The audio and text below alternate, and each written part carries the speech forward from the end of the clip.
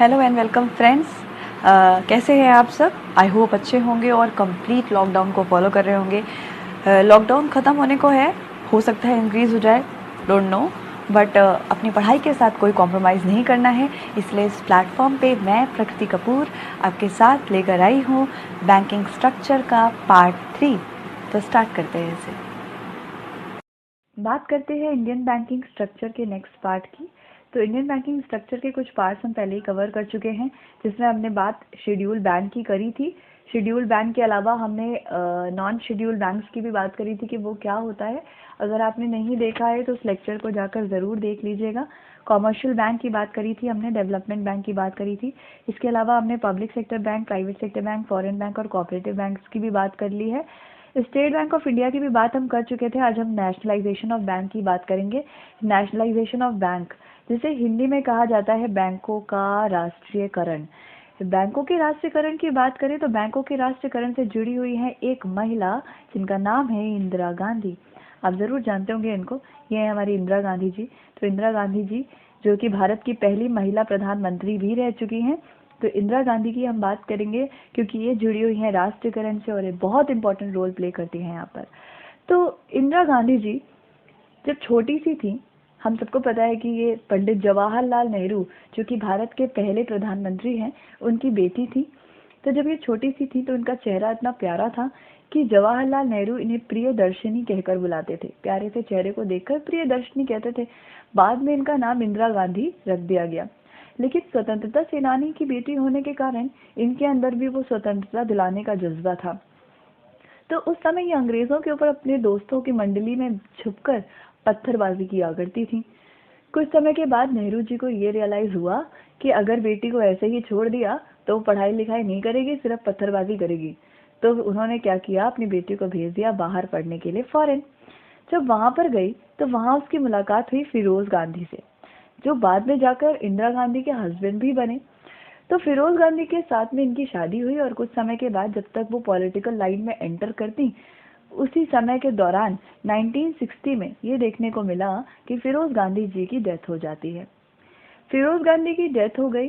फिरोज गांधी की डेथ के बाद में इंदिरा गांधी अपने पिताजी के साथ रह रही हैं, लेकिन धीरे धीरे उनका यहीं से एक कदम पॉलिटिक्स की तरफ बढ़ने लगता है। जवाहरलाल नेहरू के बाद लाल बहादुर शास्त्री, उनकी भी डेथ हो जाती है और 1966 24 जनवरी इंदिरा गांधी को एक मौका मिलता है पॉलिटिक्स में एंटर करने का, जब इंदिरा गांधी को भारत का प्रधानमंत्री नियुक्त किया जाता है। ये भारत के लिए भी बहुत अजीब बात थी, क्योंकि इससे पहले किसी को नहीं पता था कि कोई महिला प्रधानमंत्री हो सकती है। ये पहली बार था कि कोई महिला जो है इस पद पर बैठने वाली थी। इंदिरा गांधी जब प्रधानमंत्री बनी तो उनके सामने एक बड़ी दिक्कत सामने आती है, क्योंकि जब भी कोई इंसान नया नया काम करता है तो उसे उस नया नया काम करने में बहुत नर्वसनेस होती है। और सेम ऐसी ही नर्वसनेस इंदिरा गांधी को भी होती थी। वो ये भी कहती थी कि जब लोग विद्रोह करते हैं तो मुझे डर लगने लगता है और मुझे जो है ज़्यादा भाषण वाषण भी दिया नहीं जाता। तो जब इंदिरा गांधी ने ऐसी बात करी तो राम मनोहर लोहिया जी ने उनको एक नाम दिया और उनको कहा कि ये जो है ये गूंगी गुड़िया है, बोलने तो उसको आता नहीं, देश क्या खाक संभालेगी। ये गूंगी गुड़िया के नाम से बहुत फेमस हुई। बहुत लोगों ने इसको इस नाम से चिढ़ाया या फिर कह सकते हैं बार बार इस नाम से बुलाया, और इंदिरा गांधी को जो है काफी ज्यादा एक सॉर्ट ऑफ टॉर्चर करा गया। लेकिन यहाँ से इंदिरा गांधी ने एक बहुत बड़ा कदम उठाया, जिससे उसका बहुत नाम होता है देश में, और उसने ये काम 1969 में किया था। और वो उसने क्या काम किया था, वो उसने बैंकों का राष्ट्रीयकरण किया था। पहली बात, क्या आपको पता है कि अगर बैंकों का राष्ट्रीयकरण नहीं हुआ होता तो हम बैंकों से आज भी नहीं जुड़ पाते? क्या आपको पता है कि जो सुविधाएं बैंक हमको आज घर बैठे इस लॉकडाउन के समय पर दे रहे हैं, ये सुविधाएं हम अवेल ही ना कर पाते अगर बैंकों का राष्ट्रीयकरण ना किया गया होता। बैंकों को आम आदमी से जोड़ने के लिए बैंकों का राष्ट्रीयकरण यानी कि नेशनलाइजेशन बहुत इंपॉर्टेंट था, जिसका सारा का सारा क्रेडिट जाता है इंदिरा गांधी जी को, जो पहली बार उन्होंने 1969 में किया था।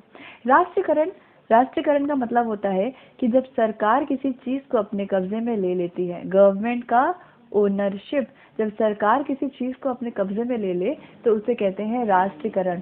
अभी सरकार ने इस बैंक का राष्ट्रीयकरण क्यों किया? क्योंकि अगर बैंक सरकार के कब्जे में होगी तो लोगों की भलाई के लिए काम करेगी। तो इंदिरा गांधी ने करा है ये राष्ट्रीयकरण। हमको याद भी रखना है कि पहली बार राष्ट्रीयकरण 1969 में किया गया था। इसके बाद में क्या होता है, फिर से इलेक्शंस होते हैं, और ये जो अगले इलेक्शंस होते हैं ये इलेक्शंस होते हैं 1970 में। और ये जो 1970 का इलेक्शन है, आपको पता है हर इलेक्शन में एक नारा दिया जाता है। तो इस इलेक्शन में इंदिरा गांधी जी ने क्या नारा दिया था आपको पता है? नारा दिया था गरीबी हटाओ, क्योंकि देश में गरीबी बहुत है और उसको हटाना जरूरी बहुत है।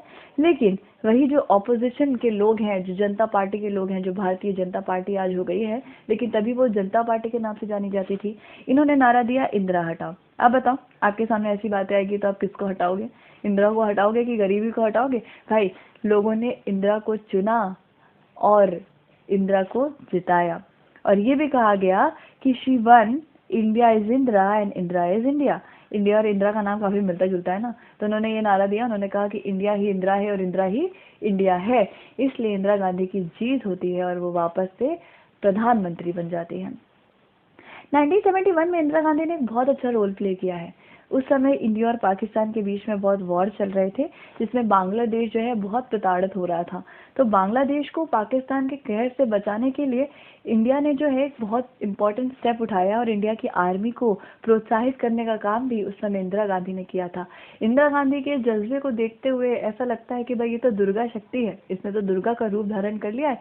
एक महिला कहाँ बोल नहीं पाती थी, कहाँ ऐसे गूंगी गुड़िया कहा जाता था, और आज ये कहाँ से कहाँ पहुंच गई।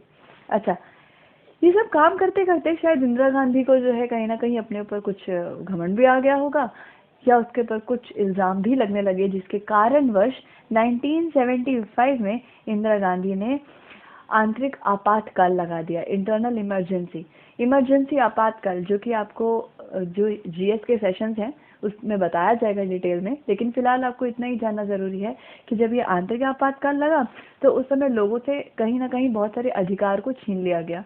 लोगों को बिना कारण बताए गिरफ्तार कर लिया जाता था, और कहीं ना कहीं बहुत ज्यादा प्रेस के ऊपर प्रचार प्रसार करने पर भी पाबंदियां लगने जैसी बातें सामने आने लगी।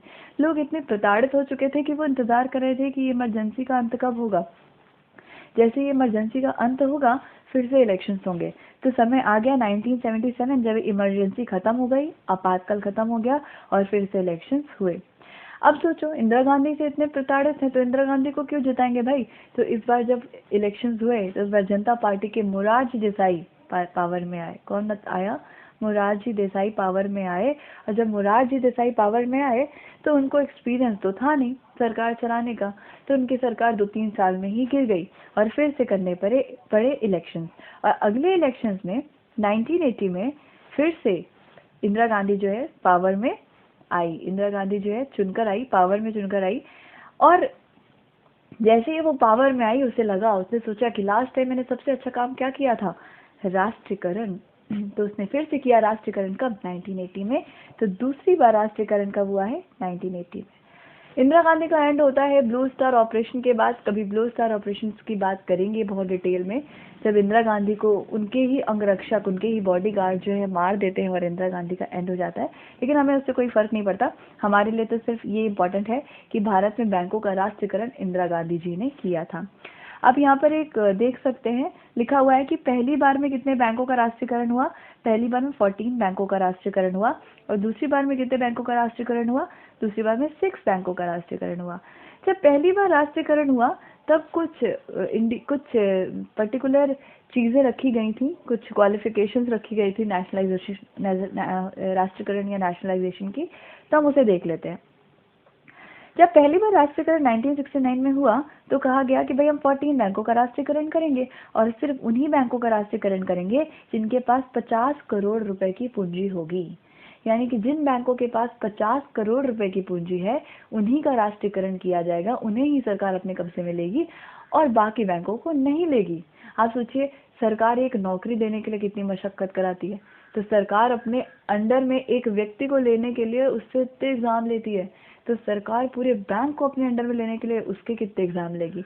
तो वो कहती है कि क्या आपके पास 50 करोड़ रुपए हैं अगर आपके पास 50 करोड़ रुपए है, इसका मतलब लोग आपके ऊपर भरोसा करते हैं और लोगों ने अपना पैसा आपके ऊपर रखा है। और अगर लोगों ने आपके पास अपना पैसा रखा है, यानी कि आपके अंदर जरूर कोई काबिलियत होगी, और अगर तू काबिल है तो मेरे अंडर में आ सकता है। यानी कि सरकार ने 50 करोड़ की कैपिटल वाले 14 बैंकों का राष्ट्रीयकरण 1969 में किया था। यही जब दोबारा राष्ट्रीयकरण हुआ तो एग्जाम्स टफ हो गए। जैसे हर अगली बार एग्जाम्स टफ हो जाते हैं ना, वैसे एग्जाम्स टफ हो गए। तो 1980 में कहा गया जिनके पास 200 करोड़ की पूंजी होगी उन्हीं का राष्ट्रीयकरण करेंगे। तो ये जो 200 करोड़ की पूंजी वाले बैंक थे वो कम निकले और 6 ही बैंक निकले। तो राष्ट्रीयकरण हुआ कितने बैंकों का? 6 बैंकों का। तो पहली बार 14 बैंक, दूसरी बार 6 बैंक। पहली बार 50 करोड़ रुपीज, दूसरी बार 200 करोड़ रुपीज। पहली बार 1969 और दूसरी बार 1980। याद है, इंपॉर्टेंट है। अब देखो, अब हम देख रहे हैं कि आजकल प्रेजेंट सिनेरियो में बहुत सारे बैंकों का मर्जर हो रहा है। मर्जर का मतलब होता है दो बैंकों को आपस में विलय कर देना या मिला देना। तो मर्जर का मतलब होता है आपस में मिला देना। तो मिलाने का काम जो है आजकल बहुत चल रहा है, क्योंकि कई सारे बैंक हैंडल नहीं हो रहे हैं, बहुत सारे बैंक घाटे में चल रहे हैं, कई सारे बैंकों के ऊपर प्रॉम्प्ट करेक्टिव एक्शंस लिए जा रहे हैं, बहुत सारे बैंकों को अपने ही लोग लूट के भाग जा रहे हैं। तो ऐसे केस में बैंकों का मर्जर या विलय करने की रिक्वायरमेंट है।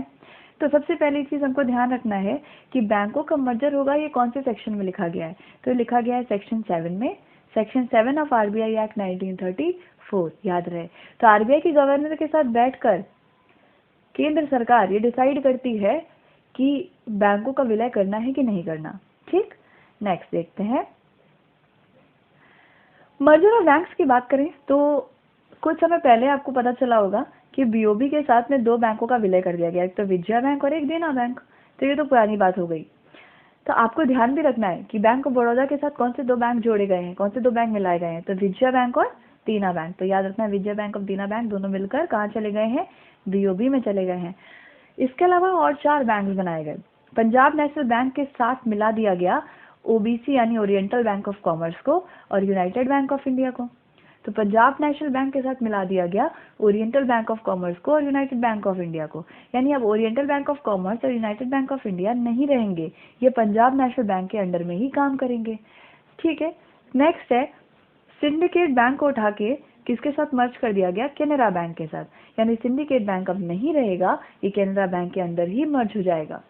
इसके अलावा इलाहाबाद बैंक जो कि हमारा ओल्डेस्ट कॉमर्शियल बैंक था, सबसे पुराना वाणिज्यिक बैंक यही हुआ करता था, इसको भी उठाकर मिला दिया गया किसके साथ? इंडियन बैंक के साथ। यानी इलाहाबाद बैंक अब नहीं रहेगा, ये किसके साथ काम करेगा? इंडियन बैंक के साथ।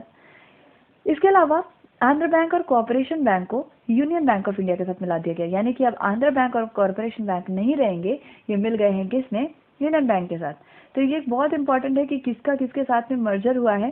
तो ये आपको ज़रूर और ज़रूर इसको जो है याद करना चाहिए, क्योंकि यहाँ से एग्जाम में क्वेश्चन बन सकते हैं। तो आई वुड सजेस्ट कि आप इसका एक स्क्रीनशॉट ज़रूर ले लीजिए, जिससे हम आगे मूव कर पाए। राइट, आगे चलते हैं। नेक्स्ट टॉप 7 बैंक की लिस्ट है।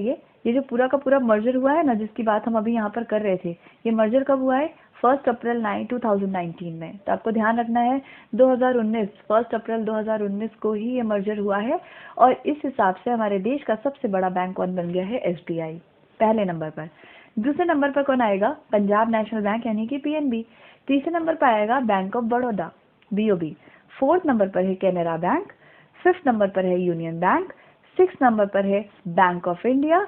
7th नंबर पे है इंडियन बैंक। ये एक बहुत इंपॉर्टेंट लिस्ट है टॉप 7 बैंकों की, तो इसका स्क्रीनशॉट लेकर जरूर रखें। आगे बढ़ते हैं और बात करते हैं एक बैंक के बारे में जिसका नाम है आईडीबीआई। जो हमने ये इंडियन बैंकिंग स्ट्रक्चर देखा था, यहाँ पर मैं आपको फिर से दिखा देती हूँ।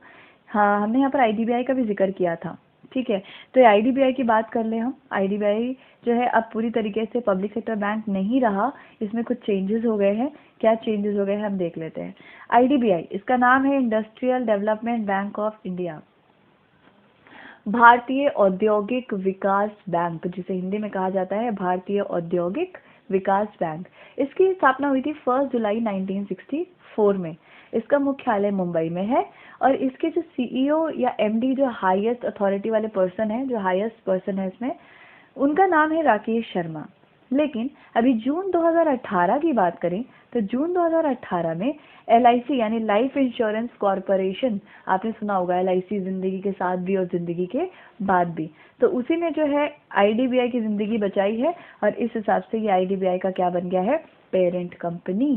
तो ये IDBI जो है अब LIC के अंडर में आ गया है, तो इसके साथ कुछ चेंजेस हो गए हैं। ठीक है, जैसे ही LIC के अंडर में आ गया तो इसके जो नॉन एग्जीक्यूटिव चेयरमैन बना दिए गए वो LIC के ही एक व्यक्ति हैं जिनका नाम है हेमंत भार्गवा। तो आपको ये नाम याद रखना है, हेमंत भार्गवा जो है अब नॉन एग्जीक्यूटिव चेयरमैन है किसके, IDBI के। आगे बढ़ते हैं, यहाँ पर बात करेंगे कोऑपरेटिव बैंक्स की। कोऑपरेटिव बैंक जिसे सहकारी बैंक भी कहा जाता है। कोऑपरेटिव बैंक की बात अगर हम कर रहे हैं तो ये एक एक्ट के, एक अधिनियम के अंतर्गत डिफाइन किए गए हैं और ये अधिनियम है 1965 में आया है। प्राइमरी, डिस्ट्रिक्ट और स्टेट, 3 तरह के कोऑपरेटिव बैंक हो सकते हैं। प्राइमरी, आप देखो प्राइमरी स्कूल्स जो बेसिक होता है और बेसिक चीज़ें हमेशा गांव से जुड़ी होती हैं, तो प्राइमरी कोऑपरेटिव बैंक वो बैंक होते हैं जो गांव के स्तर पर काम करते हैं। सेंट्रल या डिस्ट्रिक्ट, केंद्र या जिला सहकारी बैंक, ये वो बैंक हैं जो किस लेवल पे काम करेंगे, ये काम करेंगे जिला स्तर पर। इसे केंद्र क्यों कहते हैं, क्योंकि ये केंद्र में आता है, किसके किसके केंद्र में, प्राइमरी और स्टेट के बीच में आता है, इसे केंद्र सहकारी बैंक भी कहा जाता है। स्टेट यह कह सकते हैं राज्य सहकारी बैंक। राज्य सहकारी बैंक कौन से लेवल पे काम करते हैं, ये स्टेट लेवल पे काम करते हैं, इनका काम जो है राज्य स्तर पर काम करना है। ठीक है, तो ये 3 तरह के बैंक है जिसके बारे में कुछ बातें हमने लास्ट क्लास में भी पढ़ी थी। आगे बढ़ते हैं, मैंने आपसे भारतीय महिला बैंक के बारे में पूछा था लास्ट क्लास में, मैंने आपसे पूछा था कि स्टेट बैंक ऑफ इंडिया के साथ इसके 5 सहायक बैंक के अलावा कौन सा बैंक मर्ज हो रहा है। आपने कुछ लोगों ने कमेंट सेक्शन में आंसर भी किए हैं मुझे, बाकी लोग जिन्होंने नहीं किए हैं उनसे मैं एक्सपेक्ट करती हूँ कि इस बार वाला आंसर ज़रूर करें कमेंट सेक्शन में। तो जो तीसरा बैंक इसके साथ में मर्ज हुआ था वो भारतीय महिला बैंक है। तो भारतीय महिला बैंक जो है एक ऐसा बैंक है जो महिलाओं के लिए बना था, एक्सक्लूसिव बैंक फॉर विमेन, आप यहाँ पर देख भी सकते हैं। इसकी स्थापना हुई थी इंदिरा गांधी के जन्मदिन पर, 96th birth anniversary of Indira Gandhi, 19 नवंबर 2013। इसका मुख्यालय बनाया गया था न्यू दिल्ली में और इसकी हेडक्वार्टर उस समय रखी गई थी उषा अनंता सुब्रमण्यम बनाई गई थी। लेकिन अब इस बैंक को, क्योंकि सारे जितने भी मेल मेंबर हैं शायद मुझे लगता है कि वो सबको जेलेसी हो रही होगी कि महिलाओं के लिए बैंक बना, हमारे लिए नहीं बना, उन्होंने इसको नज़र लगा दी और उन्होंने जो है कहा कि भैया अब भारतीय महिला बैंक, इस बैंक को हम चलने नहीं देंगे, और उन्होंने भारतीय महिला बैंक को घाटे में पहुंचा दिया और इसीलिए अब इसको स्टेट बैंक ऑफ इंडिया के साथ मिलाना पड़ गया। भाई बात ऐसी नहीं है, बात ऐसी है कि इसके पास पैसे नहीं आ रहे थे, ये बैंक नुकसान में था, इसलिए इसका मर्जर हुआ है। हम किसी भी मेल मेंबर के ऊपर कोई भी इल्ज़ाम या ब्लेम नहीं लगाने वाले। चलिए आगे बढ़ते हैं, बात करते हैं कुछ क्वेश्चंस की इस सेशन से रिलेटेड। हमारे भारत में how many banks are nationalized in 1969। 1969 में कितने बैंकों का राष्ट्रीयकरण किया गया है। आई होप आपको आंसर आता होगा और आंसर है 14। पहली बार में 14 बैंकों का राष्ट्रीयकरण किया गया था। How many banks are nationalized in 1980। दूसरी बार में 1980 में कितने बैंकों का राष्ट्रीयकरण हुआ। आई होप आपको आंसर आता होगा, ये है 6, अभी हमने इसे पढ़ा भी है। नेक्स्ट है merger of bank is defined in which section of RBI act 1934। बैंकों का विलय हो सकता है, ये बात RBI के अधिनियम के कौन से सेक्शन में लिखी गई है, तो आपको बहुत अच्छे से पता है, ये है सेक्शन 7। नेक्स्ट है Allahabad bank is now a part of which of the following bank. Allahabad bank अब कौन से बैंक का हिस्सा बन गया है। अगर आपको याद नहीं है, आपने ध्यान से नहीं देखा, तो मैं आपको फिर से दिखाऊंगी। इलाहाबाद बैंक अब इंडियन बैंक के साथ है, तो आंसर क्या हो गया, इलाहाबाद बैंक अब कौन से बैंक के साथ में आ गया है, इंडियन बैंक के साथ, तो आंसर क्या हो गया, इंडियन बैंक। नेक्स्ट देखते हैं विच ऑफ